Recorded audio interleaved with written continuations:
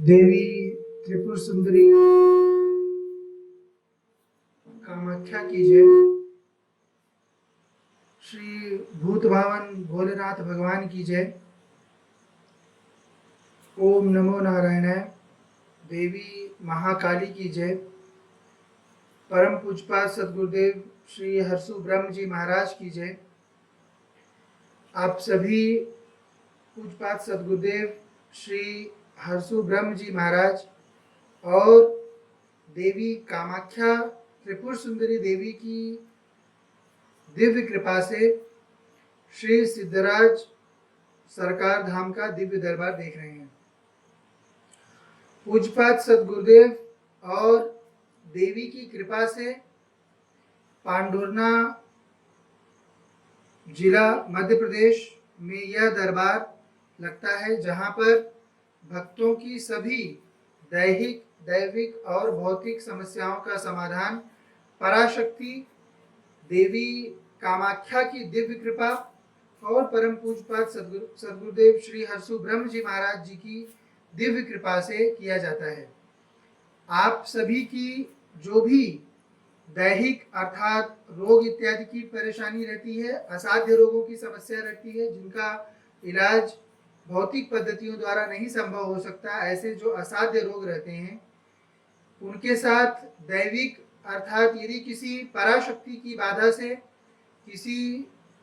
देवता की बाधा से, किसी भूत प्रेत पिशाच इत्यादि सूक्ष्म जगत की योनियों की बाधा से कोई जीव पीड़ित है, तो उसका भी समाधान धाम की गद्दी के माध्यम से किया जाता है। और इनके अतिरिक्त जीव अपने तमस कर्मों से जिन भी भौतिक परेशानियों में फंसा होता है, किसी का काम न चल रहा हो, किसी की आर्थिक समस्या बन रही हो, कोई नौकरी व्यापार न चल रहा हो, नौकरी न प्राप्त हो रही हो, विवाह न हो रहा हो, संतान न हो रही हो, द्वेष हो रहा हो, शत्रु परेशान कर रहे हो, ऐसी अनेकानेक सभी प्रकार की भौतिक परेशानियों में धाम की गद्दी से, पराशक्ति के माध्यम से,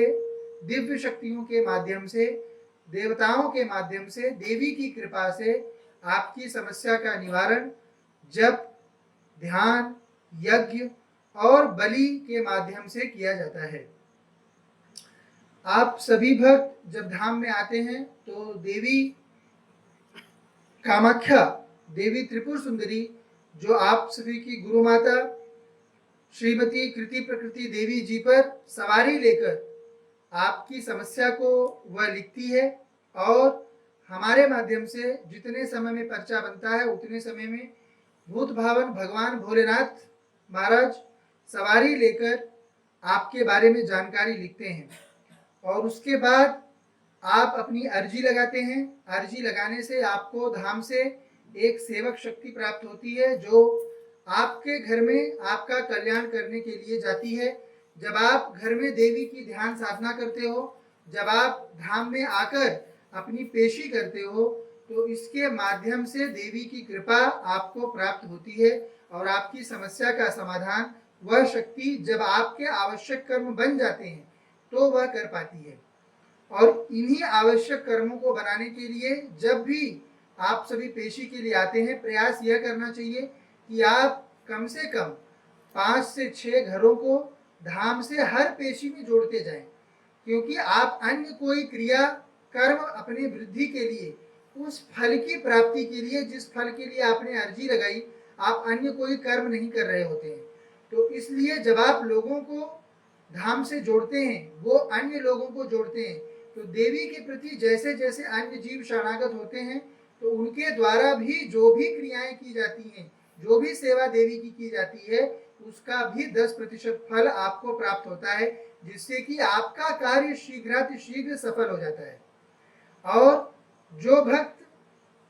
सक्षम है, अति सक्षम है, ऐसे भक्त जो हैं उनको उनके लिए क्रिया का आदेश दिया जाता है, क्योंकि यदि आप अति समस्या में फंसे हो जिसका कि त्वरित शीघ्र ही समाधान होना आवश्यक है, तो ऐसे में देवी क्रिया का आदेश आप लोगों के लिए करती है। यदि क्रिया का आदेश होता है तो आपको महीने महीने की एक एक पेशी करके ऐसे 7 पेशी करनी है। यदि क्रिया का आदेश नहीं होता तो आपको हर सप्ताह की पेशी 21 पेशी आपको करनी चाहिए। जैसे भी संभव हो, जैसे आपकी व्यवस्था बन रही हो। और हर पेशी पर आपको प्रयास करना चाहिए कि 5 से 6 घरों को आप धाम से जोड़ें, जिससे उनकी भी समस्या का समाधान हो, उनको भी देवी की कृपा प्राप्त हो, उनको भी धाम की गद्दी की कृपा प्राप्त हो, और आपके पास आपकी समस्या के समाधान के लिए आवश्यक कर्म बन सके। तो इसलिए सभी भक्तों ने अर्जी लगाने के बाद अपनी पेशी करना चाहिए। क्रिया का आदेश हो तो क्रिया करनी चाहिए, और जब आपका कार्य संपन्न हो जाता है, जिस भी चीज के लिए आपने अर्जी लगाई, जब वह पूर्ण हो जाता है, तो उसके बाद देवी की सेवा में आपको उसके 3 यज्ञ और 1 बलि प्रदान कर देनी चाहिए कि देवी, मैं आपके दर पर आया, मैंने आपके नियमों का पालन किया, और उन नियमों के पालन से, आपकी कृपा से, आपकी दया से मेरा जो कार्य अटका हुआ था वह सिद्ध हो गया, वह पूर्ण हो गया। इसलिए मेरी सेवा से ये भेंट आप जो है हमसे स्वीकार कर लीजिए, और ऐसी ही कृपा मुझ पर, मेरे कुल पर, मेरे परिवार पर भविष्य में भी आप बनाए रखें, जिससे कि जब भी हम पे संकट आए तो देवी आप उस संकट के निवारण के लिए सदैव उपस्थित रहें, सदैव मैं आपके शरणागत बना रहूं।